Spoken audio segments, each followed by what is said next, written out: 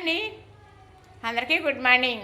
ఈరోజు కూర ఏంటో చెప్పేనా? పెండ్ల మిగురు మొన్న వండారు కదా అని అనుకుంటున్నారా? అప్పుడప్పుడు వండుతూ ఉంటానండి. మా వారు తెచ్చేస్తారు 2 కేజీలు 3 కేజీలు దుంప ఇంట్లో ఉంటే ఆరుతుందని. ఆరుతుంది కదా, ఆరిన దుంప చాలా బాగుంటుంది కొత్త దుంప కన్నా. పెండ్లం, కంద, శ్యామ తింటూ ఉండాలి. మనం ఎక్కువగా బంగాళదుంప మాత్రమే తింటాం కదా, అలాగే చిన్న ఉల్లిపాయలు కూడా వాడాలండి. వాటి వల్ల మరి ఆ చిన్న ఉల్లిపాయలు ఒలిసేటప్పుడు కంటికి మంచిది, తిన్న తర్వాత ఒంటికి మంచిది. ఇలాంటివి పూర్వం తప్పనిసరిగా చేసుకునేవారు. అది చక్కగా పనిచేసేది.